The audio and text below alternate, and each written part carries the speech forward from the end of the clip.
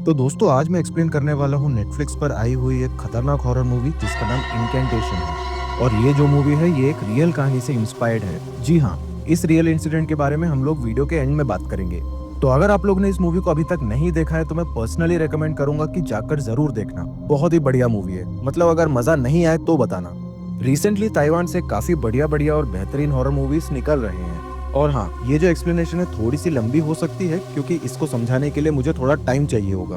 और ये एक्सप्लेनेशन काफी डिटेल्ड होने वाली है, इसलिए वीडियो को एंड तक जरूर देखना ताकि सारे पत्ते धीरे धीरे करके एंड में खुलेंगे।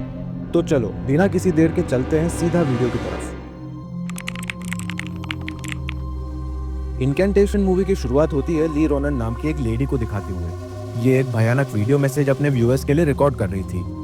यहाँ पर वो पावर ऑफ वेलकम की बात करती है कि आप जैसा दुनिया को देखना चाहो वैसा देख सकते हो, माइंड से काफी कुछ कंट्रोल कर सकते हो। फिर वो एक भयंकर से कर्स बॉक्स का जिक्र करती है जिसको उसने गलती से अनलीश कर दिया था। इस कर्स से मिसफॉर्चून मतलब बैड लक और टॉर्मेंट उनकी लाइफ में आ जाता है जो लोग भी इसके कांटेक्ट में आते हैं। अब वो अपने व्यूअर्स से अपनी बेटी को बचाने की रिक्वेस्ट करती है और साथ ही साथ एक इनकैंटेशन करने को बोलती है जिससे कि ब्लेसिंग्स मिलेंगी। ये इनकैंटेशन कुछ इस प्रकार की होती है।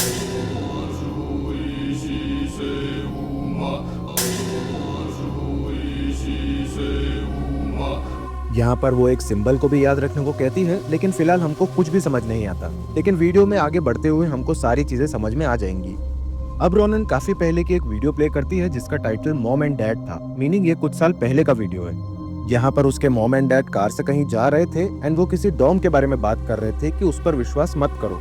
और बस इतने में उनके कार का एक्सीडेंट हो जाता है। रोनन के डैड अपना नाम लेते हुए सुसाइड कर लेते हैं ट्रक के सामने आकर। रोनन की माँ की हालत भी बहुत ज्यादा खराब होती है जिसके चलते रोनन बहुत ज्यादा टूट जाती है, जिससे हम इस कर्स के भयंकर इफेक्ट को देख सकते हैं। एक और वीडियो रिकॉर्डिंग के तहत हम लोग रोनन को देखते हैं कि पास्ट में वो सीधा पुलिस स्टेशन में जाकर ऑफिसर्स को वो रिकॉर्डिंग दिखाती है और इसके तुरंत बाद ही ऑफिसर्स खुद को मार लेते हैं। अब कहानी फिर से प्रेजेंट टाइम में आकर कुछ हफ्ते पहले जाती है जहाँ हम देखते हैं कि रोनन की एक बेटी भी है। उस बच्ची का नाम डोडो होता है एंड असल में रोनन ने डोडो को पैदा होते से ही फॉस्टर केयर होम में दे दिया था। ऐसा इसीलिए हुआ क्योंकि उसे अपनी बच्ची का ख्याल रखने के लिए मेंटली अनफिट बता दिया गया। उसकी मेंटल कंडीशन कर्स की वजह से ठीक नहीं थी और यही रीजन था कि उसको अपनी बेटी को फॉस्टर होम में देना पड़ गया था। लेकिन डॉक्टर्स के अंडर ट्रीटमेंट लेकर उसको काफी अच्छा फील हो रहा था, जिसकी वजह से उसको ऐसा लगा कि वो अपनी बेटी का ख्याल रख सकती है। डॉक्टर्स के साथ वाली रिकॉर्डिंग में हम लोग देखते हैं कि रोनन बताती है कि ये कर्स एक्सटर्नल है और एक इंसिडेंट की वजह से है, और इसको जितना कोई समझता है उसका प्रभाव और ज्यादा होता चला जाता है। हम रोनन के अंदर के डर को क्लियरली देख और महसूस कर पाते हैं, और वो डरेगी क्यों नहीं, क्योंकि उसके माता पिता इसी कर्ज की वजह से तो खत्म हुए थे। उसका ये कहना था कि वो एक पर्सनल कर्ज को लेकर आई है और जो भी इस कर्ज के कांटेक्ट में आता है वो मारा जाता है, क्योंकि उसके ऊपर भी वो बैड लक आ जाता है। इनफैक्ट वहाँ की एक सिंपल सी वीडियो से भी कर्ज लग सकता है, और यही वो रियल रीजन था जिसकी वजह से रोनन ने अपनी बेटी को खुद से दूर कर दिया था। अब साइंस की भाषा में तो इसको मेडिकली अनफिट ही कहेंगे, लेकिन रियल रीजन बहुत ज्यादा खतरनाक था। मिस या जो होती है वो टेम्पररी बेसिस पे कस्टडी लेने में रोनन की हेल्प करती है। मैं यहाँ टेम्पररी शब्द का इसीलिए इस्तेमाल कर रहा हूँ क्योंकि अगर रोनन अपनी डोडो का ख्याल ठीक से नहीं रखती तो उसे फिर से उसे दूर कर दिया जाएगा। मिस या रोनन को डोडो से मिलवाने के लिए फॉस्टर होम में ले जाती है, जहाँ पर रोनन मिलती है अपनी बेटी से और अपनी बेटी की फॉस्टर डैडी मिस्टर मिंग से भी मिलती है। डोडो मिस्टर मिंग को डैडी बोला करती थी क्योंकि उन्होंने ही डोडो को पाल पोस कर बड़ा किया था। अब रोनन हर एक चीज को कैमरा पे रिकॉर्ड कर रही थी ताकि डोडो के बड़े होने के बाद दोनों मिलकर इन पलों को जी पाए और वापस से एंजॉय कर पाए। मिस्टर मिंग के बारे में अगर बात करें तो उन्हें बच्चे बहुत ज्यादा पसंद है, स्पेशली डोडो, क्योंकि वो ही सिर्फ एक बच्ची है जो इनको डैडी बुलाती है। अब इन सारी बातों का सिग्निफिकेंस हम आगे जानेंगे, लेकिन फिलहाल के लिए रोनन डोडो को घर पर लेके आ जाती है। अब हम देखते हैं कि डोडो थोड़ी सी अजीब है, लेकिन इतने सालों के गैप के बाद रोनन को उसे चीयर करने में थोड़े से इश्यूज आते रहते हैं। और अगर अपन बात करें उसके प्रोफेशन की तो वो एक मेकअप आर्टिस्ट है। घर पर दोनों की अच्छी बॉन्डिंग हो जाती है, बहुत ही क्यूट मोमेंट्स आते हैं। अब डोडो को यहाँ पे किंडरगार्टन में एडमिशन दिला दिया जाता है। अब हम यहाँ डोडो का एक और नाम जान पाते हैं जो कि होता है जाली सॉन्ग। फिलहाल के लिए डोडो उसका नाम है, लेकिन ये नाम कैसे पड़ा उसके बारे में हम थोड़ी देर में जानेंगे। रोनन उसे ये नाम बोलना और लिखना सिखा रही होती है, जिसको बोलते ही तुरंत घर में एक इंसेक्ट पता नहीं कहां से खिड़की तोड़कर अंदर आ जाता है। ये बात काफी अजीब होती है क्योंकि इतना छोटा सा इंसेक्ट खिड़की कैसे तोड़कर अंदर आ सकता है। और इसके साथ ही साथ डोडो के लेफ्ट आई में कुछ इन्फेक्शन हो जाता है जो कि काफी अजीब होता है, और ये सारी चीजें रोनन रिकॉर्ड कर रही होती है। खैर उसी रात घर के अंदर फ्रिज खुद ब खुद खुल जाता है। लिफ्ट से किसी बच्चे के रोने की आवाज और एक औरत की आवाज भी आती है, लेकिन वहाँ पे देखने पर रियल में कोई भी नहीं होता। रोनन तुरंत गेट बंद करती है, लेकिन डोडो के बाथरूम से फ्लश अपने आप खुल जाता है। डोडो वहां से बाहर भाग जाती है और अपना रियल नाम यानी जाली सॉन्ग बार बार रिपीट करती है और वापस रूम में आ जाती है। वहां पर वो भयानक तरीके से चिल्लाती है और उसका रूम अपने आप बंद हो जाता है। जब वो रूम के अंदर जाती है तब डोडो बहुत तेज चिल्लाती है, जिससे रोनन का पूरा मूड खराब हो जाता है। अब हम वही सिंबल को देखते हैं जो डोडो ने पेंसिल और टॉयज से बनाकर रखा था, जिसको मूवी की शुरुआत में हमें दिखाया था और रोनन ने कहा था कि हमें इसे याद रखना है। यानी कि कहीं ना कहीं ये सारी चीजें सिंबल और टनल और एक कर्स से जुड़ी हुई है। अब घर में हुई हॉन्टिंग के बाद डोडो का बिहेवियर थोड़ा सा चेंज होने लगता है। वो अपने किंडरगार्टन के एक बच्चे के हाथ पर काट लेती है। मीनवाइल काम पर रोनन के आसपास ढेर सारे इंसेक्ट्स आने लगते हैं, उसके बैग में, चेयर पर, उसके ऊपर, जिससे वो बहुत ज्यादा घबरा जाती है। अब मैं आपको बता दूं कि इन सब का लिंक काफी ज्यादा गहरा है। अब किंडरगार्टन के प्रिंसिपल का फोन उनके पास आता है रिगार्डिंग दिस इंसिडेंट और हम देख पाते हैं कि डोडो खुद यहाँ पे काफी ज्यादा घबराई हुई थी। अब इससे होता यह है कि रोनन का काम भी उसके हाथ से निकल जाता है और उसको सबके सामने माफी मांगनी पड़ती है। साथ साथ में हम रोनन के हाथ पर भी सेम बाइट मार्क्स देखते हैं जैसे वो डोडो ने उस बच्चे के हाथ पर काट लिया था। लेकिन रोनन सिचुएशन को संभालते हुए सभी बच्चों को टॉयज देती है, जिससे सारे बच्चे फिर से डोडो से दोस्ती कर लेते हैं। अब हम किंडरगार्टन में देखते हैं कि हाइड एंड सीक खेलते वक्त एक अजीब सा हाथ डोडो की तरफ बढ़ता है और ये चीज रिकॉर्ड हो जाती है, यानी कि कोई ना कोई चीज है जो डोडो के पीछे है। स्कूल के प्रिंसिपल भी ये बात कहते हैं कि डोडो असल में सीलिंग की तरफ देखती रहती है और किसी से बात करती रहती है, जो कि काफी अजीब है। अब इन सब चीजों का एक्चुअल रीजन क्या है पता करने के लिए रोनन डोडो के रूम में कैमरा और माइक इंस्टॉल करती है, लेकिन तभी उसकी नाक से खून आने लगता है, जो कि कर्स का ही इफेक्ट होता है। अब घर के अंदर फिर से हॉन्टिंग शुरू हो जाती है। डोडो को सीलिंग के ऊपर फिर से कोई दिखता है, जबकि रियल में वहाँ पे कोई भी नहीं था। डोडो उसे बैडी के नाम से पुकारती है और रोनन अपना हाथ बैडी की तरफ बढ़ाती है और उसे घर से बाहर ले जाती है। अभी तक हम लोग ये सोच रहे थे कि ये सब बच्ची का एक वहम है, लेकिन हम एक स्पिरिट यानी एक परछाई को वहाँ पर अंदर आते हुए देख पाते हैं और उसे सिर्फ डोडो ही देख पा रही थी। अब खेलने के टाइम डोडो अपने टॉयज के चेहरे पर एक कपड़ा रखती है। उससे पूछने पर पता चलता है कि टॉयज बैडी को देखना नहीं चाहते और इस चीज का भी एक बहुत बड़ा सिग्निफिकेंस आगे अपने को पता चलेगा। इनफैक्ट यहाँ पर जितने भी सीन्स मैंने आपको बताए हैं सबके सिग्निफिकेंस है, जिनको असली पत्ते खुलते टाइम मैं आपको अच्छे से एक्सप्लेन करूंगा। अब डोडो का बर्थडे आ जाता है, जहाँ पर वो काफी ज्यादा मस्ती कर रही होती है, जिसके बाद हम देखते हैं कि उसे कोई इनविजिबल एंटिटी गाइड करती हुई टेरेस पर ले जाती है, क्योंकि उस वक्त रोनन से एक व्यक्ति ऊपर टेरेस वाले रूम में रखे हुए डॉल्स और स्टैच्यूज को हटाने की बात कर रहा था।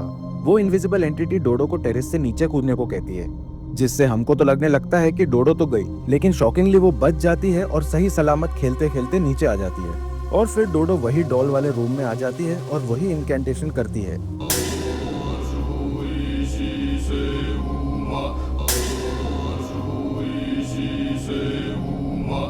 वो पुरानी वीडियो देखने लगती है, जिसके पास हम लोग एक बग को भी देखते हैं। ये सब देखकर रोनन बहुत ज्यादा डर जाती है और इस वीडियो को देखने के लिए डोडो को बहुत बुरी तरह से डांटती है, जिसके बाद डोडो की तबीयत बहुत ज्यादा खराब हो जाती है और उसके पैर पैरालाइज हो जाते हैं। मिस यांग जो होती है वो टेंपल जाकर डोडो के नाम का एक ब्लेसिंग क्लॉथ लेके आती है, लेकिन अचानक से रोनन बहुत ज्यादा गुस्सा करते हुए कहती है कि आपको ऐसा नहीं करना चाहिए था। और बस जस्ट नेक्स्ट सीन में हम लोग देखते हैं कि मिस यांग अपने मुंह में गरम गरम ग्लास को डाल देती है, जिससे उनकी शायद मौत हो जाती है, क्योंकि ऑन स्क्रीन हमें कुछ नहीं दिखाया जाता। अब डोडो की ऐसी हालत के चलते कोर्ट से रोनन को ऑर्डर आता है कि वो डोडो को नहीं रख सकती, जिसकी वजह से रोनन डोडो को हॉस्पिटल से किडनैप करने की कोशिश करती है। लेकिन तभी वहां मिस्टर मिंग आ जाते हैं। वो डोडो को अपने साथ चलने को कहते हैं, लेकिन डोडो कहती है कि वो अपनी माँ से बहुत ज्यादा प्यार करती है। इसकी वजह से मिस्टर मिंग, रोनन और डोडो कहीं दूर भाग जाते हैं, जिससे इस प्रॉब्लम का सोल्यूशन निकाला जा सके, क्योंकि कहीं ना कहीं यहाँ पर मिस्टर मिंग को भी ये समझ में आ गया था कि ये सारी चीजें कर्स का ही असर है, क्योंकि डोडो को पहले कभी भी ऐसी कोई प्रॉब्लम नहीं हुई थी। अब रोनन का रेडियो भी खराब होने लगता है और एक न्यूज आती है, शायद काफी लोगों ने नोटिस नहीं किया होगा। वो न्यूज में बताते हैं कि जो डॉक्टर रोनन का ट्रीटमेंट कर रही होती है उसने भी ये वीडियो देख लिया था, यानी कि वो चैनल वाली, जिसकी वजह से उसके यहाँ पर भी ब्लास्ट हो जाता है और वो मर जाती है। अब हम व्यूअर्स इससे अंदाजा लगा सकते हैं कि ये कर्स कितना खतरनाक है। अब इसके चलते वो लोग सीधा उसी जगह जा रहे थे जहाँ पे वो कर्स टनल थी, लेकिन इस खतरनाक एंटिटी के पावर के चलते वो एक ही जगह पे बार बार घूम रहे होते हैं। अब कोई एक अननोन एंटिटी इन पर हमला कर देती है, लेकिन फिर से ये लोग वही इनकेंटेशन करते हैं और ये लोग बच जाते हैं। अब डोडो को एक टेंपल में ले जाया जाता है ताकि उसकी जान बचाई जा सके, और जिस कर्स टनल के अंदर वो वीडियो रिकॉर्ड की गई थी उसी गॉड के पास में ये रख दिया जाता है। वहाँ के मास्टर और उनकी असिस्टेंट कहते हैं कि अपने डोडो को 7 दिन तक कुछ भी नहीं खिलाना, अदरवाइज उसकी जान नहीं बच सकती। इनकी बात सुनते हुए डोडो को खाना नहीं दिया जाता, लेकिन अल्टीमेटली रोनन एक माँ है। 3 दिन बाद वो डोडो को पाइनएप्पल खिला देती है, क्योंकि वो उसका फेवरेट था। लेकिन ऐसा करते ही डोडो की स्किन पर छोटे छोटे होल्स होने लगते हैं। बेसिकली स्किन डीके करने लगती है, जो कि इस कर्स का मोस्ट कॉमन ट्रेट था।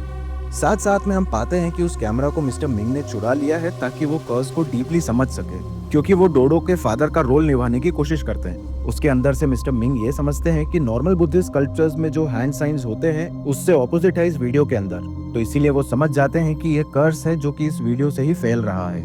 साथ ही साथ वो कैमरा के अंदर से एक फुटेज को भी रिकवर करने की कोशिश करते हैं जो कि करप्ट नहीं था बल्कि डिलीट किया गया था। लेकिन प्रॉब्लम ये थी कि टनल की जो फुटेज थी उसे रिकवर होने में काफी ज्यादा दिक्कत आ रही थी, और साथ साथ में मिस्टर मिंग पर भी इस कर्स का इफेक्ट होने लगा था। उनके नाक से खून आ रहा था और स्किन प्रॉब्लम्स भी आ रही थी। तब जाकर मिस्टर मिंग इंटरनेट पर सर्च करते हैं और उनको एक ओल्ड योनन मॉन्क के बारे में पता चलता है। अब उनसे मिलने के लिए मिस्टर मिंग चले जाते हैं ताकि वो स्कल्पचर्स को समझ सके। वो एक फ्लाइट लेकर वहां पर जाते हैं और सब कुछ समझकर इन सारी चीजों की रिकॉर्डिंग सीधा रोनन को भेज देते हैं। साथ में वो कुछ सच्चाई भी बताते हैं कि उसी ने कोर्ट में नोटिस दिया था ताकि डोडो को दूर भेजा जा सके, क्योंकि वो खुद डोडो को बहुत ज्यादा पसंद करते थे, लेकिन उनका नसीब इतना खराब था कि वो कभी बायोलॉजिकली डैड नहीं बन सकते थे।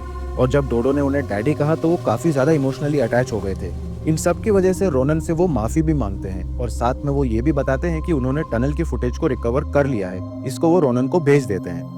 अब वो अपना नाम लेकर खुद की जान ले लेते हैं। हमें ऐसा भी दिखाया जाता है कि उनको सीलिंग पर कोई दिख रहा हो, लेकिन असल में वहाँ पे कोई नहीं होता।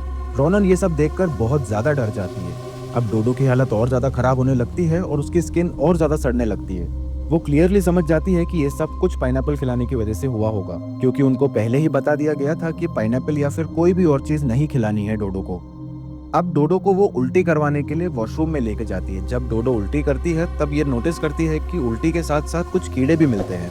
ये सब देखकर रोनन डोडो को वापस उसी टेम्पल में लेके जाती है ताकि उसी मास्टर से मिल सके।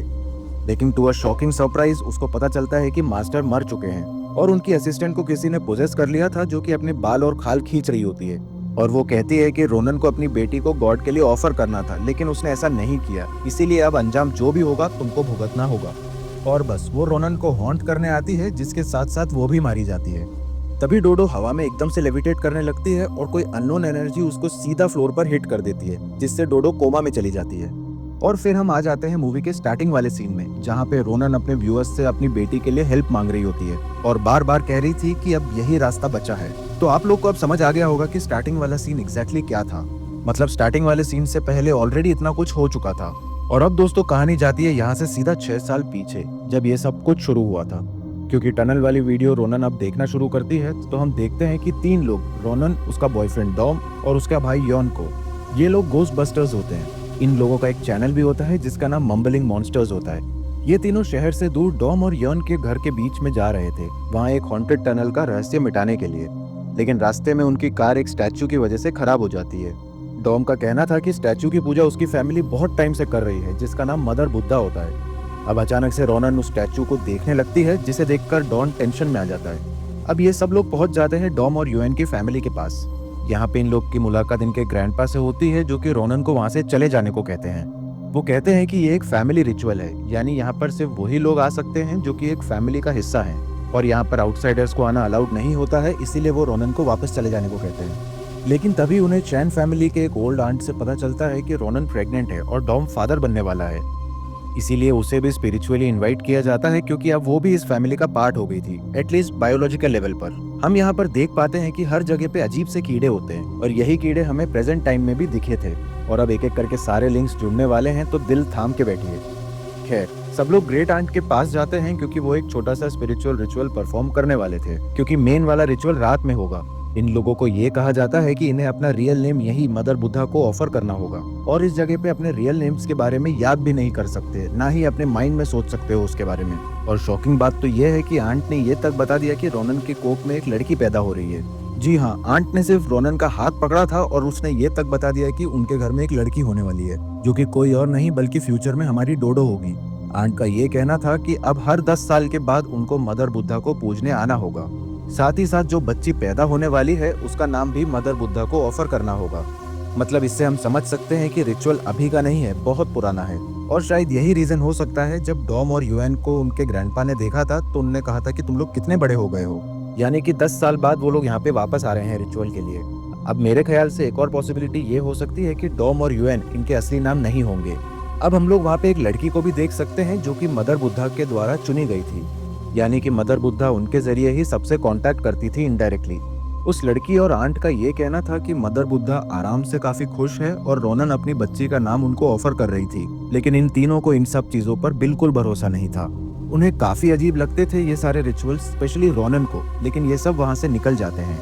अब हम देख पाते हैं कि वही लड़की और सारे गांव वाले वही इनकेंटेशन को गा रहे थे जो कि हमने शुरुआत में सुना था, लेकिन वो लड़की जिसको मदर बुद्धा ने चुना था वो इन सबको देख लेती है और वो रोनन को एक जगह पर लेकर जाती है। यहाँ पर सीलिंग पर हम लोग पहली बार मदर बुद्धा की एग्जैक्ट पेंटिंग को देख पाते हैं। तो अब आप लोग को समझ में आ गया होगा कि मदर बुद्धा के विक्टिम्स सीलिंग की तरफ क्यों देखा करते थे और अपना नाम क्यों लिया करते थे। अब डोडो जिसको बैडी बुलाती थी वो एक्चुअल में मदर बुद्धा ही थी, लेकिन इस पेंटिंग में नोटिस करने वाली बात तो ये है कि मदर बुद्धा के ढेर सारे हाथ थे, जहाँ पर कुछ हाथों में इंसान की गर्दन थी, प्लेट में खून, एक हाथ में कटे हुए हेयर और छोटे छोटे बच्चे उनके पास में थे, जो कि सिंबलाइज करता है उन ऑफरिंग्स को, जैसे कि वो लड़की थी जिसको गॉड के द्वारा चुन लिया गया था, तो डोडो को भी बचपन में ही चुन लिया गया था। लेकिन सबसे शॉकिंग बात तो ये थी कि मदर बुद्धा के चेहरे पर कुछ लिक्विड था, शायद से खून हो सकता है, जो कि बढ़ता रहता है और बहता रहता है, यानी कि ये ताजा था। और रोनन ये देखकर डर जाती है।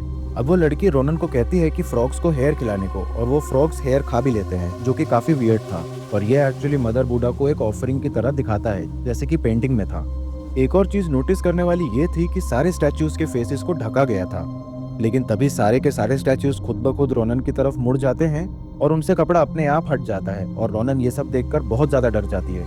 ऐसा इसीलिए हुआ था क्योंकि रोनन अपना नाम सोच रही थी, वो स्पिरिचुअल पर बिलीव नहीं कर रही थी और इसीलिए मदर बुद्धा उनसे नाराज हो गई थी। लेकिन वो लड़की रोनन के कान में वही इनकेंटेशन बोलती है जो कि शायद इन्हें बचाने के लिए था।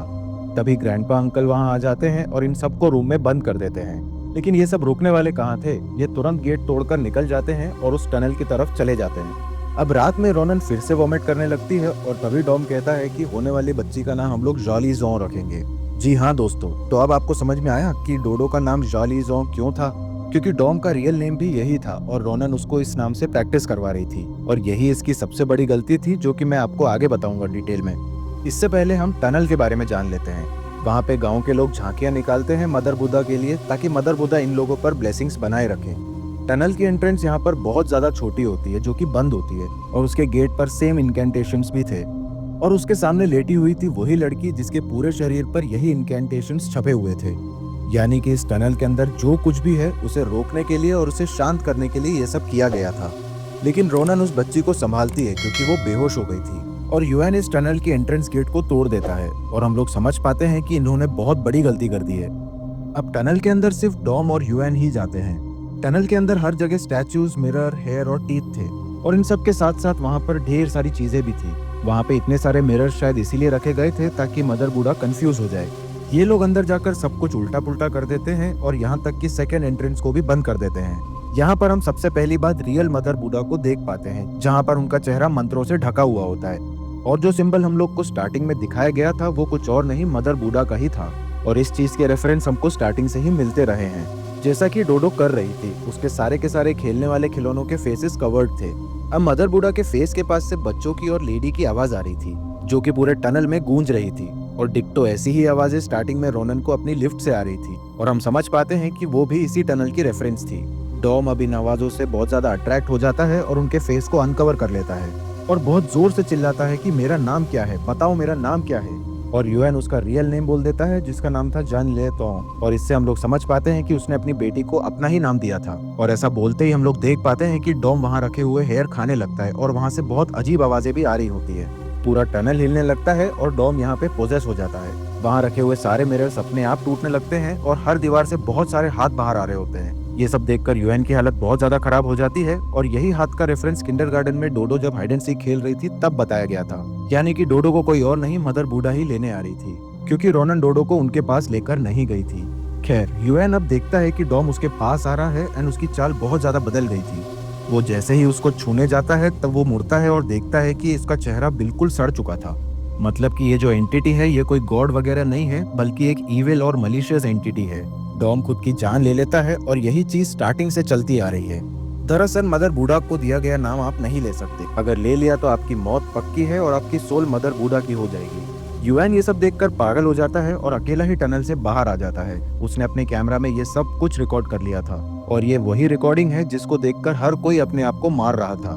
डोडो की तबीयत भी इसीलिए खराब हो रही थी और साथ ही साथ वो डॉक्टर और पुलिस ऑफिसर्स भी इसीलिए मारे गए थे। और सबसे शॉकिंग और सैड पार्ट तो यही है कि आज के डेट में भी डोडो मरने के कगार पर थी। खैर, रोनन के शरीर में भी अब बहुत अजीब चीजें होने लगती है और पूरा गांव डॉम के शरीर को टनल से बाहर लेकर आता है एंड रोनन को थप्पड़ मारते हैं क्योंकि उसने एक टेरिफाइंग कर्स को बाहर ला दिया। गांव वाले रोनन को ही ब्लेम कर रहे थे लेकिन गलती तो यूएन की थी। खैर, रोनन कैमरा को अपने पास रख लेती है और रोने लगती है। वो छोटी बच्ची उस कैमरा को छीनने की कोशिश करती है लेकिन कोई भी फायदा नहीं होता। वो छोटी बच्ची ये नहीं चाहती थी कि इस टनल के सीक्रेट्स बाहरी दुनिया में जाए, लेकिन रोनन नहीं रुकती। और अब एक भयानक सीन आता है। पूरे गांव में यह कर्ज फैल चुका था। सब लोग सड़ने लगते हैं और डॉम के शरीर को हवा में लटकाकर जला दिया जाता है क्योंकि इन लोग का मानना था कि डॉम सोर्स के पास से आया है, मतलब मदर बूढ़ा के पास से आया है, तो इसलिए उसको जलाना ही सही होगा। सभी गांव वाले एक एक करके मारे जाते हैं और यूएन रोनन के हाथ में काट लेता है और उसके दांत खुद ब खुद गिरने लगते हैं और ये होने के बाद वो खुद की जान ले लेता है। और अब इससे आप लोग समझ सकते हो कि पहले जो हमने देखा था रोनन के हाथ में बाइट मार्क, वो कहाँ से आया था। खैर, रोनन इतनी ज्यादा डर गई थी कि वो कैमरा लेकर कार की मदद से वहां से भाग जाती है। तो भाई, आज से 6 साल पहले ये सारी चीजें हुई थी और इसीलिए रोनन पागल घोषित कर दी गई थी। और अगर मैं सच बताऊं तो ऐसा अगर किसी के साथ भी हो जाए तो वो पागल हो ही जाएगा। अब मूवी प्रेजेंट टाइम में आती है और हम लोग को ये समझ में आ जाता है कि ये जो कुछ भी हो रहा है ये सब एक कर्स की वजह से हो रहा है। लेकिन इसका अभी तक डीप ओरिजिन सामने नहीं आया है कि मदर बूढ़ा एक्चुअल में एक मलेशियस एंटिटी है या फिर टनल के अंदर जो तोड़फोड़ मचाई गई इस वजह से वो इतना ज्यादा नाराज हो गई। तो इसका जवाब मिलता है यूनान के उस मॉन्क के पास जो कि इन सब के बारे में बहुत कुछ जानता है। लेकिन इसके पहले हम लोग देख पाते हैं कि डोडो को मदर बूढ़ा हॉस्पिटल से उठाकर ले जाती है, वो भी हॉस्पिटल के पीछे वाले गेट पर, जहाँ पर वही लड़की जो 6 साल पहले मदर बूढ़ा के द्वारा चुनी गई थी वो वहाँ पर बेहोश पड़ी हुई थी।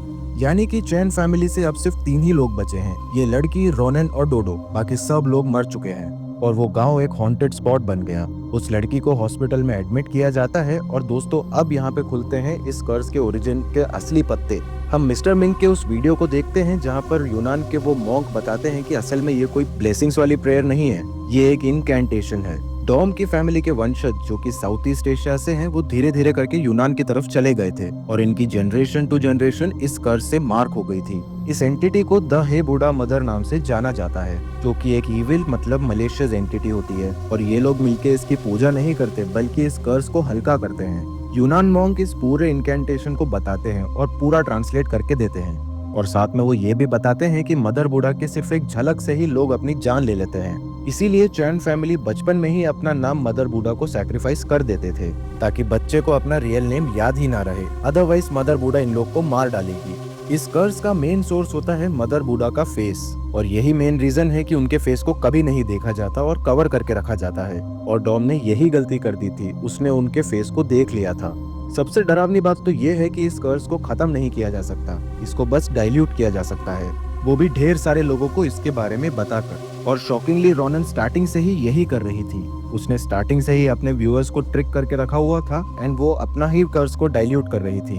अब सबसे शॉकिंग बात तो ये है कि मिस्टर मिंग तो उस मॉन्क के पास गए थे, लेकिन जब रोनन प्रेग्नेंट थी तब वो खुद भी उस मॉन्क के पास जा चुकी थी और रोनन स्टार्टिंग से जानती थी कि इस कर्ज को सिर्फ डाइल्यूट ही किया जा सकता है। पुलिस ऑफिसर्स को भी उसने यही वीडियो दिखाई और बाकी सारे लोगों को भी उसने यही वीडियो दिखाया ताकि वो खुद को बचा सके। और अपनी बच्ची को भी उसने फॉस्टर होम में इसीलिए दे दिया था ताकि उस तक ये कर्ज ना पहुंच पाए। लेकिन अब वो क्लियरली समझ गई है कि अब उसको अपनी बेटी को बचाने के लिए क्या करना है। सबसे पहले उस लड़की की तरह रोनन अपने पूरे शरीर पर इंकैंटेशन को लिख लेती है, क्योंकि मदर बूढ़ा के मेन स्टैच्यू मतलब सोर्स के पास वो सिर्फ तभी जा सकती है, अदरवाइज वो पोजेस हो जाएगी और मारी जाएगी। अब वो उस गांव वाली लड़की का दूसरा कान काट लेती है, क्योंकि पहले कान को मदर बूढ़ा ने पहले ही ले लिया था ताकि सबको ब्लेसिंग्स मिल पाए, क्योंकि वो एक मलिशियस एंटिटी है। अब दूसरे कान को काटकर रोनन पहुंच जाती है वापस उस टनल के पास ताकि वो इस कर्ज को डाइल्यूट कर पाए और उसकी बच्ची बच जाए। अब वो क्लियरली समझ गई थी कि सिर्फ वही इस चीज को रोक सकती है और खुद को सैक्रिफाइस करके वो अपनी बच्ची को बचा सकती है। सबसे पहले वो टनल के अंदर जाती है और उन सारी चीजों को सही करती है जो कि डॉम और यूएन ने खराब कर दिया था।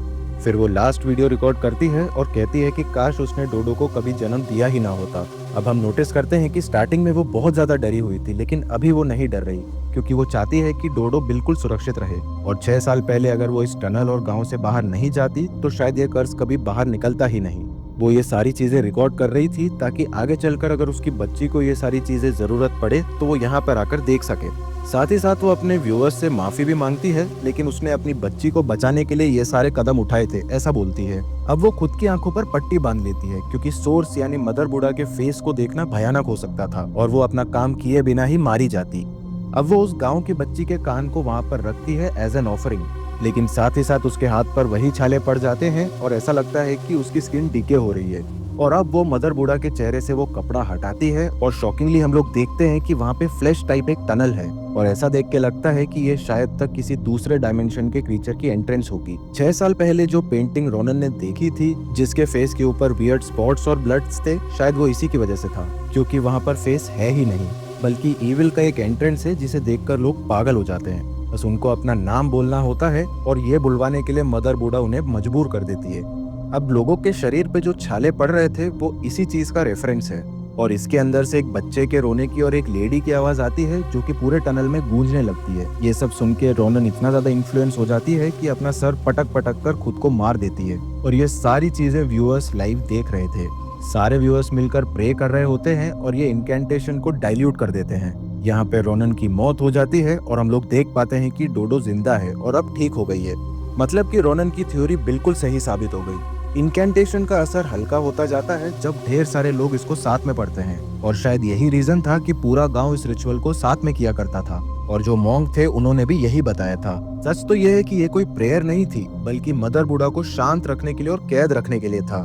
मतलब कर्स तो आपको लगेगा ही मगर इनकैंटेशन की वजह से इसको डाइल्यूट किया जा सकता है क्योंकि हम समझ गए हैं कि मदर बूढ़ा एक मलिशियस एंटिटी थी जिसको चैन फैमिली ने बाय मिस्टेक ही पहले पूज लिया होगा और बाद में इन लोग को पता चल गया होगा कि ये गॉड वर्ल्ड से नहीं बल्कि डिमोनिक वर्ल्ड से है।